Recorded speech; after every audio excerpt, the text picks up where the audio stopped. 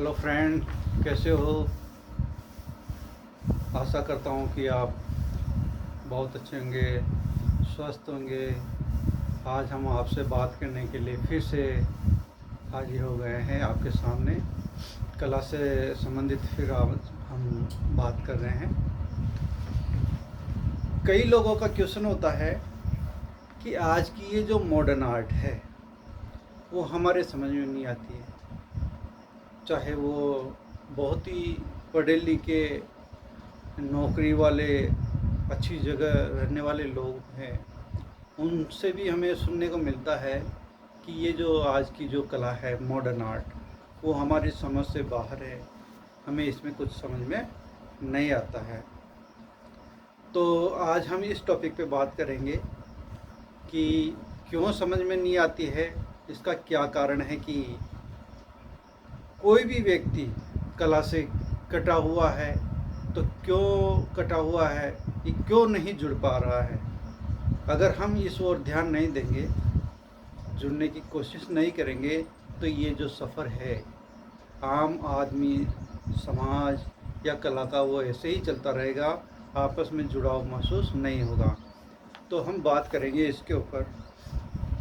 देखिए, दुनिया में हर चीज़ परिवर्तनशील है, कोई भी चीज़ दुनिया में स्थिर नहीं है। जो समय पिछला था, आज के 20 साल 30 साल पहले का जो समय था, अगर हम उसी तरह की दृष्टि रखेंगे तो आज की जो भी चीज़ें हैं, जो भी वातावरण है, जो भी आज का जो एक क्रिएशन है, वो उसके अनुसार हमें समझ में नहीं आएगा। क्यों? क्योंकि हर चीज़ में परिवर्तन हुआ है। तो कलाएं भी इससे अछूती नहीं रह सकती है, कलाओं में भी परिवर्तन हुआ है।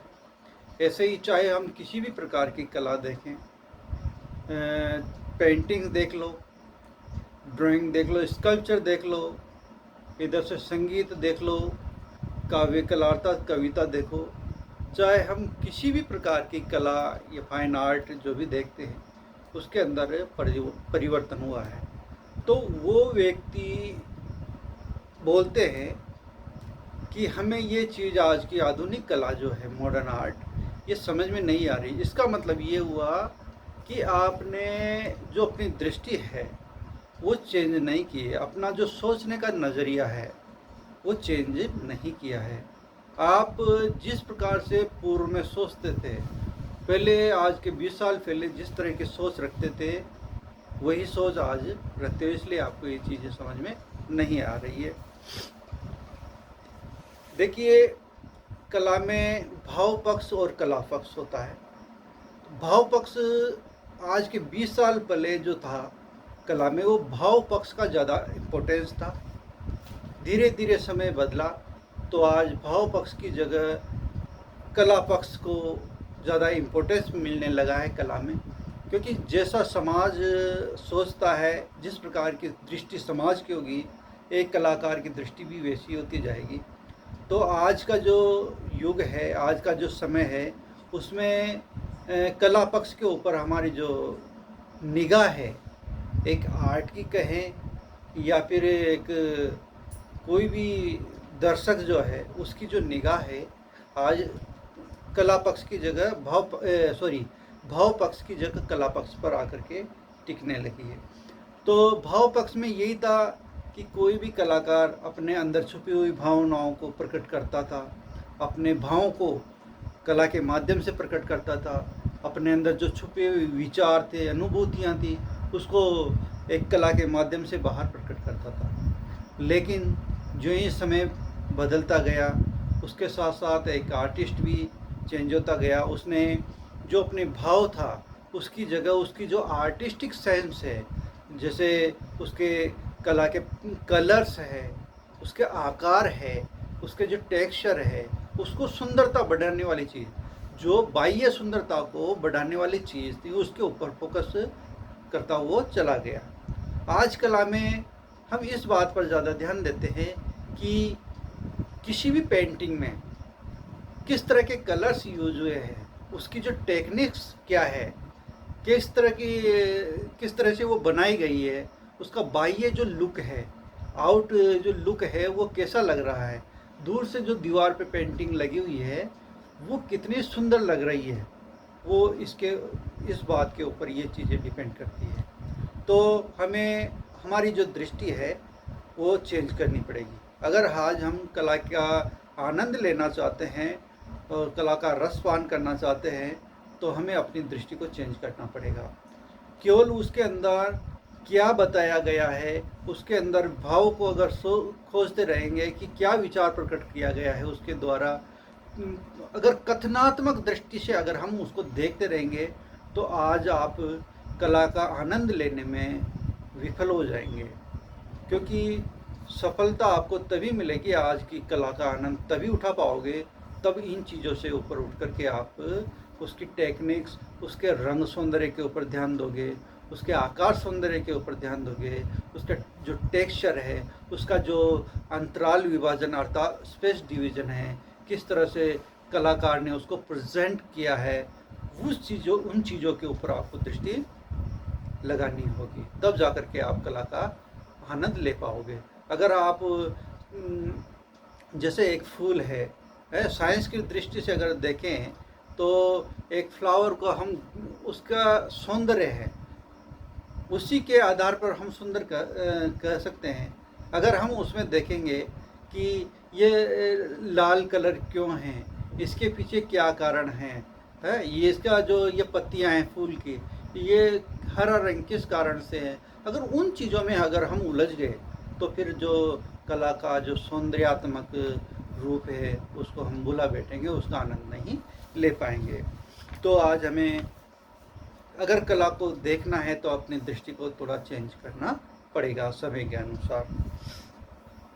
आज कलाकार केवल भाव पक्ष के अलावा कलात्मकता के ऊपर काम कर रहा है, उसकी जो आउट लुक है उसके ऊपर वो बहुत ज़्यादा ध्यान दे रहा है। दूर से ही कोई भी व्यक्ति जब उसको देखे तो वो महसूस करे कि वाह, इसका जो कलर्स है, रंग सौंदर्य है, कलर कॉम्बिनेशन है, कितना सुंदर है, किस रंग के पास में कौन सा रंग लगाया तो वो कितना अच्छा लग रहा है। इन चीज़ों के ऊपर थोड़ा ज़्यादा ध्यान देना पड़ेगा। उसकी टेक्निक्स क्या है, हर फील्ड के अंदर ये चेंजेज आ चुका है। किसी भी चीज़ को अगर देखोगे टेक्निक्स बहुत महत्वपूर्ण हो गई है, तो इन चीज़ों के ऊपर हमें ध्यान देना पड़ेगा। जैसा कि हम कहते हैं सौंदर्य सोपान होते हैं, सोपान का मतलब स्टेप बाय स्टेप है कि कोई भी चीज़ गांव के अंदर अगर कोई भी व्यक्ति उसको देखता है उसके लिए वो सुंदर हो सकती है, लेकिन उसी चीज़ को अगर हम बड़े शहर में ले जाए जरूरी नहीं उन लोगों को वो सुंदर लगे। सौंदर्य स्टेप बाय स्टेप होता है। आज कोई भी चीज़ हम बनाते हैं, पेंटिंग बनाते हैं, जैसा कि मैंने कहा कि गांव के व्यक्ति के लिए कोई भी चीज़ सुंदर हो सकती है, लेकिन वही चीज़ बड़े शहर में, बहुत बड़े महानगर में उनके लिए ज़रूरी नहीं ये चीज़ सुंदर हो। तो इसलिए अलग अलग स्टेप हो गया दोनों के लिए। और सौंदर्य सोपानवत है, ये इसलिए है क्योंकि सौंदर्य का एक स्टेप ये भी है कि जितना ऊंचा सौंदर्य जाता जाएगा, सौंदर्य का लेवल जितना बढ़ता जाएगा, एक समय आता है तो सौंदर्य क्या है, कुरूपता की ओर बढ़ता जाता है, कुरूपता बद्धापन की ओर भी बढ़ता जाता है। जैसे उसको सौंदर्य का उदात्त रूप कहते हैं। तो ये क्या है, बहुत बड़े लेवल पे वो उदात्त रूप को ही इम्पोर्टेंस दिया जाता है। जैसे मान लो बॉलीवुड में मान लो सलमान खान है, कोई भी बड़े स्टार है, वो जब या कोई भी बड़े शहरों के अंदर लोग जो जीन्स पहनते हैं, फटी फटी जीन्स पहनते हैं, फटी टी शर्ट है, भद्दे भद्दे वो कलर्स की चीज़ें पहनते, इसका कारण है कि उनकी जो सौंदर्य देखने की जो दृष्टि है वो एक सुप्रीम लेवल पे है, उदात्त रूप जिसको बोलते हैं। एक लेवल पे जाकर के सौंदर्य कुरूपता की ओर बढ़ता जाता है, तो वही वाला रूप है। अगर हम जितना ऊंचा लेवल की सोच रखेंगे, जितनी ऊंची सोच रखते जाएंगे, हमारी जो सौंदर्यात्मक दृष्टि है वो बढ़ती जाएगी, तो उसके लिए फिर धीरे धीरे क्या है, हमारा जो है ना वो भद्दापन, कुरूपता जो, उसकी ओर हम जाएंगे। आम लोगों के लिए तो वो एक कुरूप चीज़ हो सकती है, भद्दी हो सकती है, लेकिन वो एक सौंदर्य का उदात्त रूप है, जो सौंदर्य का उत्कृष्ट रूप हम उसको बोल सकते हैं, उच्च लेवल का सौंदर्य उसको बोल सकते हैं। पेंटिंग में भी ऐसा ही है, म्यूजिक में भी आज ऐसा ही हो रहा है। आम आदमी उसको पसंद नहीं कर रहा, वो बोलता है कि ये क्या है, फूहड़पन है, बिल्कुल बकवास म्यूजिक है, बकवास पेंटिंग है। इसका मतलब ये हुआ कि उसने सौंदर्य की जो दृष्टि है वो उस लेवल तक अपनी डेवलप नहीं की है। अगर आप आज के समय के अनुसार अपनी दृष्टि को चेंज करते हैं, अपनी दृष्टि को बदल करके उच्च लेवल तक लेके जाते हैं, तो आपको भी वही चीज़ें आनंद देने लगेगी। एक बहुत ही अच्छी चीज़ें, बहुत ही अच्छे लेवल पे आप उनको ग्रहण करना शुरू कर देंगे। तो इसलिए अपनी जो दृष्टि है, थोड़ा सा कलात्मक दृष्टि को डेवलप करना पड़ेगा। अगर आपको आनंद लेना है, आज के समय के अनुसार कलाओं का आनंद लेना है, तो अपनी दृष्टि को चेंज करना पड़ेगा, सोच को विकसित करना पड़ेगा। क्योंकि आज कलाकार की जो दृष्टि है वो काल्पनिक लेवल पे आगे बढ़ती जा रही है, बहुत उच्च लेवल पे बढ़ती जा रही है। तो कल्पना की दृष्टि से हमें उसको सोचना पड़ेगा कि कोई भी कलाकार, मॉडर्न आर्ट में यही होता है कि जैसे जो चीज़ें हमें सामने नेचर में दिखाई देती है, उसको वो कल्पना से अपना ही रूप प्रदान करता है। तो उसके अनुसार ही उसको सोचना पड़ेगा, उसके अनुसार ही देखना पड़ेगा। तो इस तरह से गांव के लोगों और सौंदर्य, जैसे गांव के जो लोग हैं और शहरी जो लोग हैं, उनकी सौंदर्यात्मक दृष्टि में भी चेंज है।